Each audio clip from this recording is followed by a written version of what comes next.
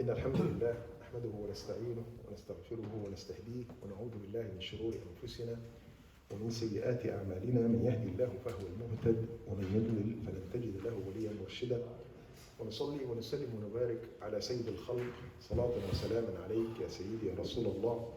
اللهم صل عليه في الأولين وصل عليه في الآخرين وصل عليه في كل ملأ وحين. اللهم صل عليه في الملأ الأعلى إلى يوم الدين. اللهم صل عليه عدد ما عرج بين السماوات والأرض وصل عليه ملء ما بين السماوات والأرض. اللهم صل عليه ملء ما يرضيك هذا الجلال والإكرام. أما بعد. Dear brothers and sisters, we are living in days, and it's by all means, it's the days of tribulation. It's the days of fitna. And we can see it night and day, in every day, in every time. And it's our time. Allah subhanahu wa ta'ala chose you and I to be born and living and see and be tested as harsh as you can in this time. So some of you probably will say, I wish I had been living during the Sahaba, but you don't know. Maybe if you're going to live during the Sahaba, you will be a Abu Jahl team, for example. You don't know. Allahu A'lam. So that's why when you're living in a time like this, say Alhamdulillah, Allah selected the time, selected the place, selected everything. This is not my decision. Then Alhamdulillah subhanahu wa ta'ala. And that means Allah subhanahu wa ta'ala selected the best for me, for you. That's number one. And our time, as I said actually up front, is the time of tribulation. And long time ago, honestly, as I always say, I have studied في باب الفتنة, the chapter of tribulation and tests that Muslims are going to go through. And everything actually that we are going through here, I've studied long time. Now is year 8 or year 9, I don't remember. And I thought with my child mind that I'll be in the grave 500 years, then it's not something that I should care about. And I wasn't expecting that I'd be living and seeing all of these tribulations with my own eyes. Makes me very sad to see what's happening in Muslims and among Islam and all of that. But at the same time, makes me believe and stressing that I am following the man who is telling the truth. Rasulullah alayhi salatu wasalam. That's a fact. He told us all of these things, and it's happening now, as if wallahi he's living among us and he's describing these things as happening. And I want to highlight some of them, and what precautions you should take. So for example, you know the whole LGBTQ or whatever it is, Rasulullah told us that's going to happen. Now, when I was young there was nothing is called internet, so I wasn't expecting the spread of this one is going to be with that size. That's the difference. Not only this, he told us that in someday in the Arab Peninsula, worshipping idols will come back. And it was impossible how that is going to come back. And it's back. Go to Abu Dhabi. Go to Emirates. 3 Hindu temples there. Not only this, you probably, something not in the West, probably in the most of the Muslims world, they actually invented a new religion now. Ad-Din al-Ibrahimi. Ibrahim religion. What is that? It's some kind of a recipe of Torah and Bible and Quran. And they have their own someplace to pray. Deen Ibrahimi. Not only this, they have already announced this. So the Jews take their Saturday, the Christians take their Sunday, and we are Muslims taking Friday, and the Deen Ibrahimi is going to be Thursday prayer, Salatul Khamis. That's a fact, wallahi, I'm not lying. That's a fact. It is there, it's already there. This is exactly what Rasulullah ﷺ told us. Idols will be back to Arab Peninsula, it will be worshipped again. So we are living in this time. Probably in the West, this Ibrahim religion, whatever it is not announce a big one because we are already seculars in the country, so it doesn't matter. You can worship whatever you like. You can worship your next door neighbor if you want. But in the Arab world where Islam is there, Islam has started and all of that, the hit has to be hard on them. Now, that new religion is not actually just brand new, it just came in recently. No. It's actually started in the 70s. In the 70s, they've asked to build the first temple to them in Sinai, Egypt. And during that time, scholars in Al-Azhar completely rejected. Not only this, actually, during that time, to be honest, and the Christian church, which are Orthodox in Egypt, they reject the idea. And during that time, it's called President Sadat. People in my age knows this one. He did not manage to make it because nobody's going to support it. So he's trying to convince the other that it's going to be love and relationship and all of this, whatever it is you call it. But nobody supports him. Now, the idea itself did not die late 70s. No, it comes back again. But they found the right opportunity with the right person. So all of these things are coming. And there is, by the way, there is more coming. But it's not, I don't want to tell you what is going to happen because it's going to be a very pessimistic speech. That's not the purpose. The purpose of the speech is that we have a responsibility, especially people who are parents. You have your children, you have your son or your daughter, and you have a responsibility. And the responsibility is going to be difficult. It's not going to be easy, especially in our days. The Sahaba, radwanullahi anhum, have a say. It's not a hadith. It's just a word they say. And subhanAllah, it's a word has been a collection of many hadith of Rasulullah alayhi salatu wasalam. They extracted what they do to raise a child or your son or your daughter. And they make it in 4 stages in a very logical way. So what are the stages? They said, صَاحِبُوهُمْ لِسَبَّ. That means, لَاعِبُوهُمْ لِسَبَّ. That means play with them from 0 to 7. At that age, the child is learning everything by play. Everything is playing for him. Even when they pray, it's just an imitation. They find the mom and dad doing this, let's do it this one, and play. لَاعِبُوهُمْ لِسَبَّ. And then, next 7, وَضْرِبُوهُمْ لِسَبْعٍ. كلمة تضربوهم in Arabic doesn't mean hit them. الضرب as a word in Arabic, it actually doesn't, it's not اضرب. Because we just use it wrongly when we say hit. No, it's not hit. Because actually hit in Arabic has many words. It depends on how the hit. For example, فَوَكَزَهُ مُوسَى فَقَضَى عَلَيْهِ. Allah subhanahu wa ta'ala did not say فَضَرَبَهُ مُوسَى. Why وَكَزَهُ? Because وَكَزَهُ means that with his fist hit him. فَوَكَزَهُ مُوسَى فَقَضَى عَلَيْهِ. You see, so that means the word means where is the hit and how is the hit happens. And there is many words. فكلمة الضرب, that means be firm. Be firm from that age of 7, 8 to 14, 15.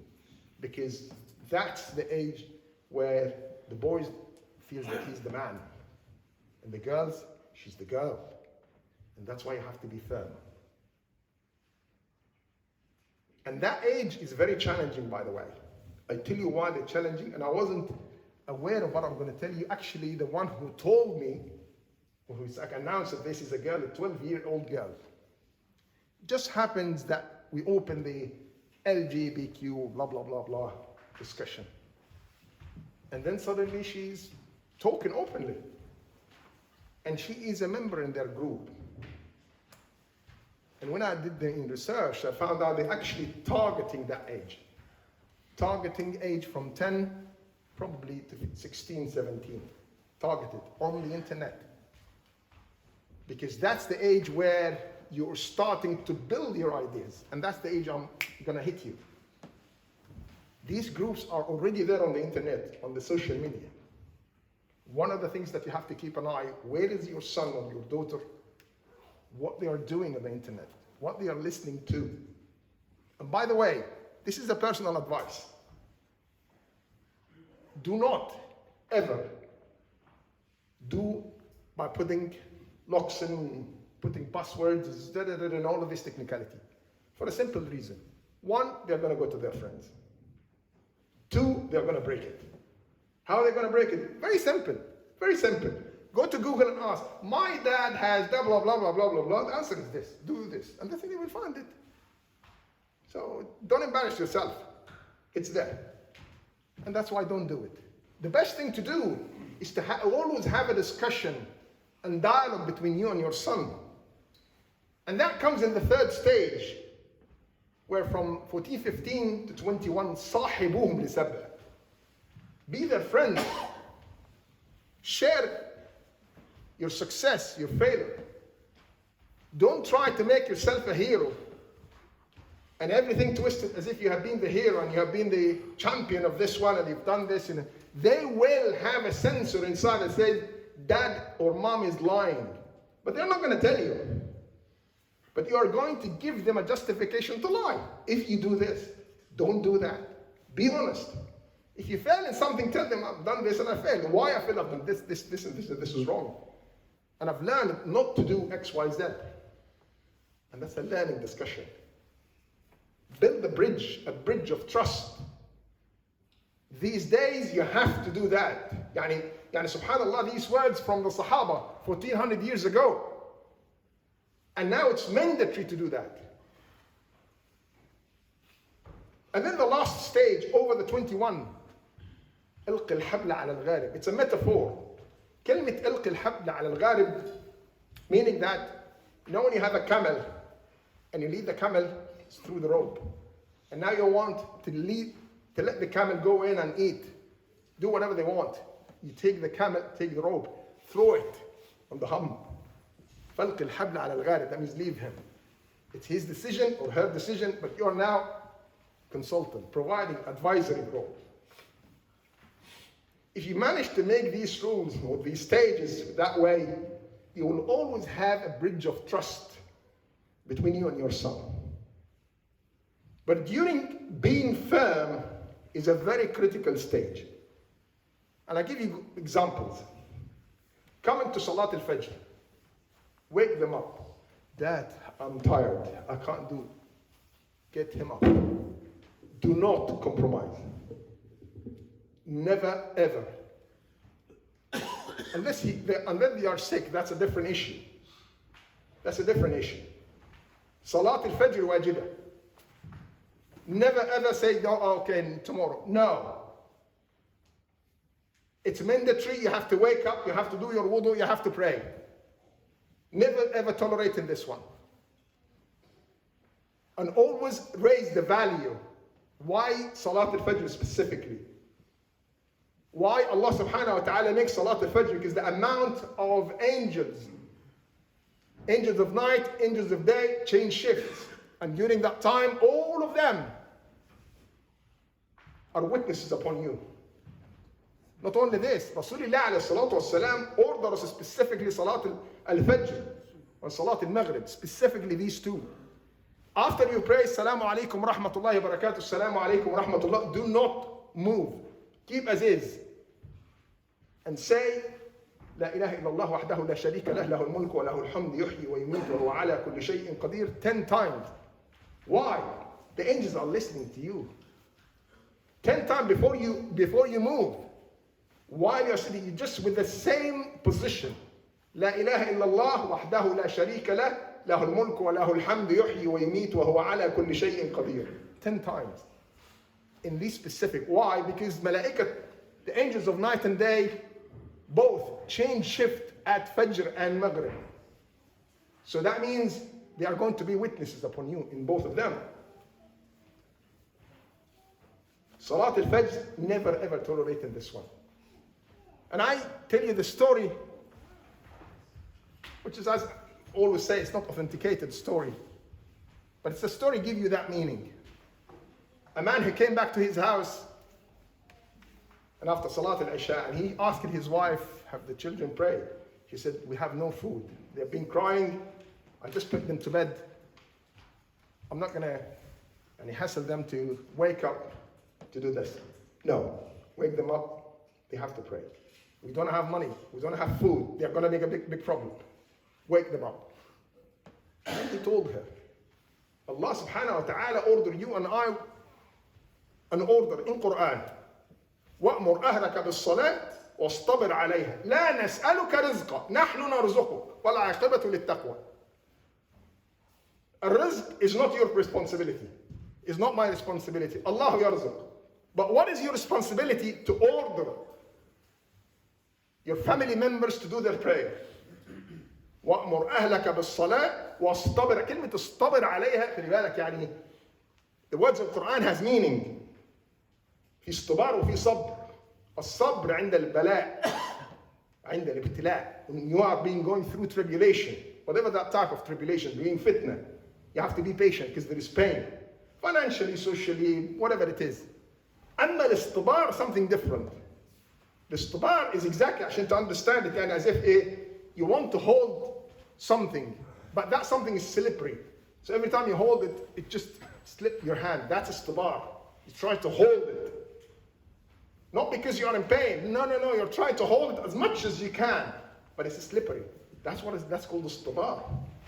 But الاصطبار دائما, always, when there is something that you want to do, but there is resistance not to do it. وَأْمُرْ أَهْلَكَ بِالصَّلَاةِ وَاصْطَبِرْ عَلَيْهَا لَا نَسْأَلُكَ رِزْقًا نَحْنُ نَرْزُقُكَ. Qissa, as I said, the story continues. And then subhanAllah, after they prayed, someone knocked at their door. And they've been doing aqiqah. And they give him a whole meal for everybody. Share the aqiqah food with them. As I said, the story is not authenticated, but it gives you the meaning. You have to be careful when you raise your son or your daughter in this country. Do not, whatever procedure, ways that you've done back home is not going to be applicable here. The reason is that it's a different culture, different ideas, different freedom. There is something called the internet. It's open for everybody. So if your son and your daughter ask you a question in sex, please do a research, come back, tell them the answer, haram or halal. Because if you don't, or you smack him, or how come you ask me this, and you think yourself you are back home, that's the wrong thing to do. You are in the West, everything is open. They can do whatever they do. And I'll tell you, wallahi, a personal experience that I've done long time. We've done sex for children. We've taken them, being between 10 and 16 during that time. And a boy, 11 years. And during that time, I was the teacher. And we've collected everything to share with them. And I told them, it's a risk-free session. You can ask anything for the boys. The girls has been with another sister. And as usual, the boy says, are you sure? Are you sure it's risk-free? Yes, I said, wallahi, it's risk-free. You can ask any question, any question. Wallahi, that boy, 11 years, asked me questions, أقسم بالله. As we said in Arabic, تشيب لها الرؤوس. يعني your hair will turn to white. He has done all the research. He has seen everything. He read whatever is possible. Now he's come to ask you, what are you going to do? Do not undermine your child's intelligence. They are very intelligent. And they have the time. They have all the time to do the research and to find this and read that. And that's why. Make yourself the honest resort. If you don't know, tell them the truth. Let me just research and come back to you.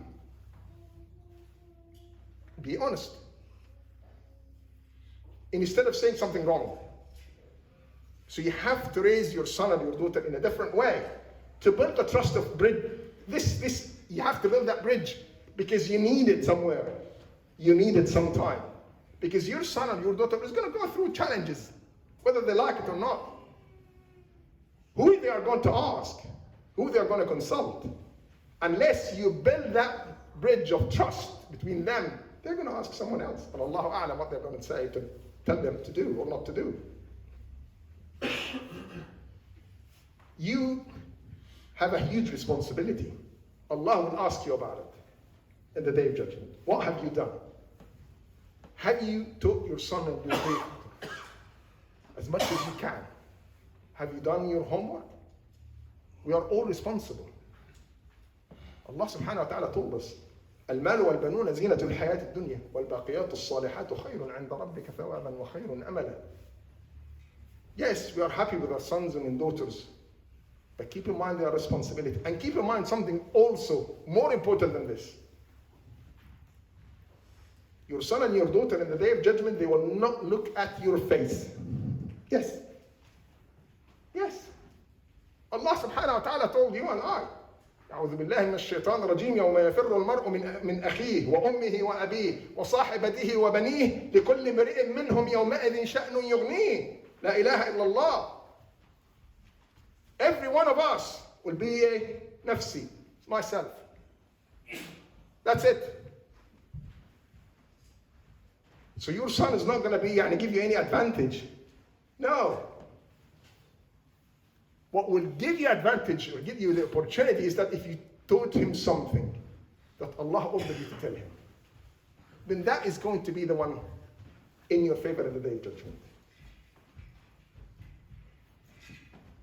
You have to highlight these things, and I have to tell you, because the responsibility is heavy, especially in our days. You do as much as you can. As much as you can. I know it's challenging, very, very challenging. But you do the best you can. Allah subhanahu wa ta'ala knows that you've done the best. And that's all what I'm asking. Because our children are going to be the responsibility. We're going to be asking, what have they done? You have to be the example. You have to teach them, for example, honesty. So how can I teach them honesty? I'll tell you something, wallahi, there are lessons I've learned in my life which is extremely simple. Extremely simple. I grew up in a house between mom and dad, rahmatullahi alayhim. All they've done, something very simple. Very simple. When they come back from work, my dad put the money, which is clear to everybody, and mama put the gold, rings, whatever it is, everybody can see it. If I want to take a penny, that's not my money. Even it's my dad or my mom. But I have to go and get a permission. Dad, I want 1 penny. Why? Because I want to buy X, Y, Z. Because it sent me a message. Something is not yours, you have to ask the owner. The owner who could be anybody. Could be your dad, could be anybody else. But it sends the message to you. When you go, for example, when you go and pay something kind of charity, take your son and your daughter with you. And when you pay, give them the money and tell them, put it there. Put it there. Why is this one? What message you are telling them? You will see that my mom or my dad is giving someone who is in need. They will not ask you. I learned this. With some pennies, wallahi, I still remember my dad give me some pennies. Just go there, see that lady? Just put it. Okay. I do it. I don't understand what's going on. But the image itself is in my mind. Sends the message implicitly. It's a subliminal message in the mind. A lot of things they could teach your son and your daughter without telling them do. But you do it. They will follow. They will follow. كل راع مسؤول عن رعيته. And believe me, wallahi, inshallah, when your son and your daughter is going to be old enough, and you've taught them every day to wake up and Fajr, and then you will feel that they are already wake up, they've done their homework, they are already there, they are doing wudu. And then when someday, for example, you overslept and then someone is knocking at the door, Dad, just wake up, Fajr time, Allah. That's what I've been working on for years. Now it happened. Believe me, wallahi, you will be very happy. You will be very happy. You really need to go as much as you can, because that's a direct responsibility to you and I. All of us. Do the best you can. أقول قولي هذا وأستغفر الله لي ولكم فاستغفروه.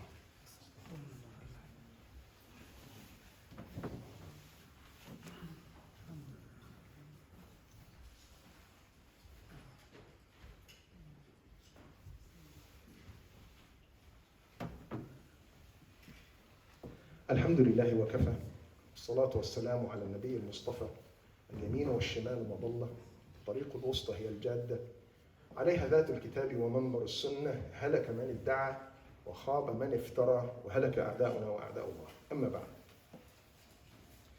I want to highlight a word in Quran that all of you knows about it. It's replicated, I think, about 11 or 12 times in the Quran. You probably read it, you haven't done a bit of a go deep in the meaning. What is that word? It's called al-rushd. Al-rushd. Allah used that word in a specific context, a specific incident, multiple times. So for example, when Allah is talking about religion, in Surah Al-Baqarah, أعوذ بالله من الشيطان الرجيم, لا إكراه في الدين قد تبين الرشد من الغي. Aha. إذا في رشد وفي غي, two words opposite. Two words opposite. في أهل الكهف أعوذ بالله من الشيطان الرجيم ربنا آتنا من لدنك رحمة واهدنا من أمرنا رشدا. يا الله سبحان الله. Allah praised Sayyidina Ibrahim.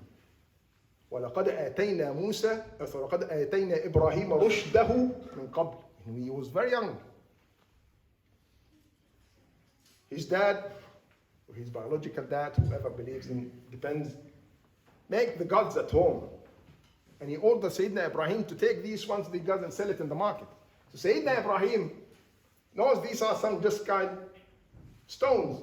So he tied them and dragged them actually to the market. And he's always, imagine that you are selling your goods to make money. And when he's shouting for the gods, he said, who wants to buy something that is not going to add anything good or bad to you? لا فائدة ولا ضرر. Nothing is going to happen. Just if you want to buy, just buy it. Give me the money. Allah subhanahu wa ta'ala described him. وَلَقَدْ آتَيْنَا إِبْرَاهِيمَ رُشْدَهُ مِنْ قَبْلِ. Subhanallah. الرشد. Not only us, حتى الجن. الجن. Ask Allah subhanahu wa ta'ala the same thing. إِنَّا سَمِعْنَا قُرْآنًا عَجَبًا يَهْدِي إِلَى الرُّشْدِ فَآمَنَّا بِهِ وَلَن نُشْرِكَ بِرَبِّنَا أَحَدًا. يا سبحان الله. حتى الجن they know الرشد. سبحان الله. فما هو الرشد؟ قصد الحق. When Allah subhanahu wa ta'ala show you where is the truth and what to follow. Yani just understand it. Imagine you are driving somewhere and you are going to come to a roundabout, but the big roundabout was like 6, 7, 8 exits. And it's a heavy fog, very thick fog. Now you want to know which exit. Actually, I'm going to know where is the second, third, fourth. That's the rushd.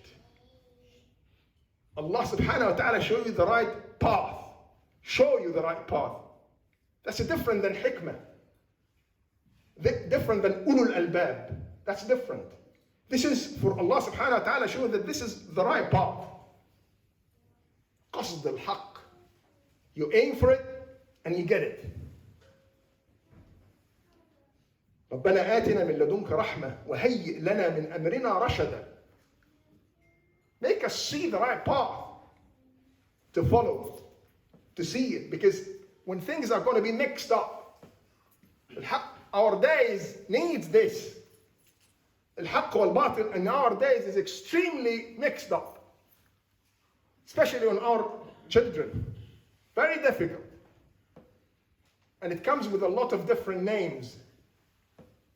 And even in the West, we are using the same tactics. It's exactly the same. Still remember, long time ago, I was young. When people do the bribes back home in Egypt, instead of calling it bribes, rashwa, they call it hasana. You see? Painted something nice. Don't say Russia. It's hasana. Yeah, you see, that's how the game is played. You paint everything with a different name, so you give it a different sense of the word. That's exactly what's happening now. You do the sin, and it's freedom. Yeah, freedom. What's the problem? That's the problem. That's the problem. One of the skills that you need to learn yourself as a mom and dad, and actually probably need to teach it to your son and your daughter. Something that Allah subhanahu wa ta'ala highlighted in Surah Al-Furqan. It's something related to your heart, to the piety. When Allah subhanahu wa ta'ala explained the characteristics, the skills of Ibad al-Rahman, وكلمة عباد الرحمن, not عبيد الرحمن. There's a big difference between the two. العباد هو عابد, plural of عابد. والعابد, someone who is worshipping Allah willingly, not being forced. أما العبد, that's being forced. That's different. لكن الله سبحانه وتعالى said عباد الرحمن الذين يمشون على الأرض هونا وإذا خاطبهم الجاهلون قالوا سلاما. And he goes, there's many criteria actually, but he goes into this criteria which is I want to highlight. والذين إذا ذكروا بآيات ربهم لم يخروا عليها صما وعميانا. See, this ayah highlights a huge value here.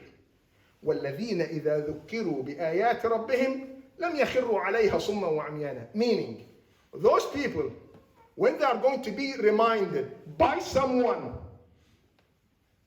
whoever is he or she, of something that this is haram, you shouldn't be doing this.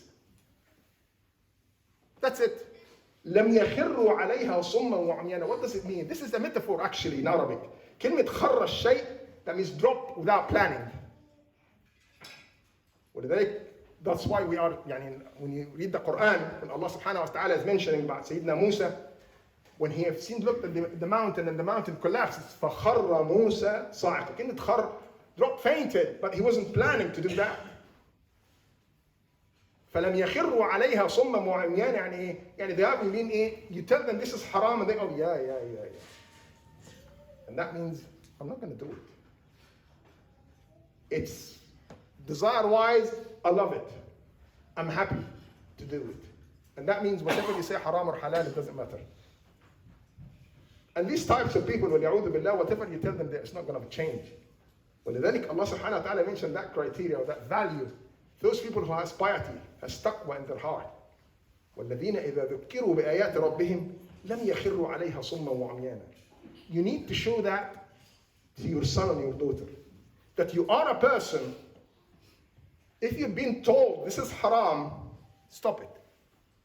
Maybe you've done it, but you are not going to be asked about something you're doing it wrongly without knowing. Yes, Rasulullah alayhi salatu wassalam, sallu ala Rasulullah, told us if you do something mistake and you don't know it's haram, you're not going to be taken responsible.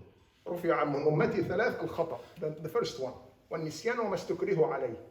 But once you know and you stand for what you believe and you do it, then you are from that group. والذين إذا ذكروا بآيات ربهم لم يخروا عليها صما وعميانا. One of the values on people who are righteous, that have taqwa in their heart, when they know this is wrong, they are willing to stand for it. That's what you need to show as an example to your son or daughter. Also, Allah told us explicitly in the Quran to tell the truth. The truth is not going to be easy. And by the way, take it as a general example. When Allah orders you something to do, then it's difficult. It's not easy. Because if it's easy, then where is the thawab? For what reason? No, it's difficult. يا أيها الذين آمنوا كونوا قوامين بالقسط شهداء لله ولو على أنفسكم أو الوالدين والأقربين. Tell the truth, even to yourself, your parents, to your relatives. They don't like it. I've told what satisfies Allah. That's the main thing. Show the example. I think the message is clear. I hope, inshallah, everyone find your way with your son or daughter to all of these things. I hope a change is going to come. أقول قولي هذا وأستغفر الله لي ولكم فاستغفروه. ربنا آتنا من لدنك رحمة وهيئ لنا من أمرنا رشدا. اللهم اغفر لنا الذنوب واستر لنا العيوب وارحمنا برحمتك. اللهم أعنا على ذكرك وشكرك وحسن عبادتك. تقبل منا ما استطعنا وأنت ذا الجلال والإكرام يا رب العالمين. أعنا على ذكرك وشكرك وحسن عبادتك. اللهم ارحمنا فأنت بنا راحم ولا تعذبنا فأنت علينا قادر. واطب بنا يا مولانا فيما جرت به المقادير. اللهم أخرجنا من ذل معصيتك إلى عز طاعتك وأنت أكرم الأكرمين يا رب العالمين. ربنا عليك توكلنا وإليك أنبنا وإليك المصير. اللهم شفع المحسنين منا وفي المسيئين يا رب العالمين. اجعل جمعنا هذا جمعا مرحوما وتفرقنا تفرقا معصوما. لا تجعل فينا ضالا ولا محروما يا ذا الجلال والإكرام يا رب العالمين. اللهم صل وسلم وبارك على حبيبك ومصطفاك وسيد خلقك. اللهم آخر دعوانا أن الحمد لله رب العالمين. وصلي وسلم وبارك على حبيبك ومصطفاك وسيد خلقك وأقم الصلاة إن الصلاة كانت على المؤمنين كتابا موقوتا. الله الله الله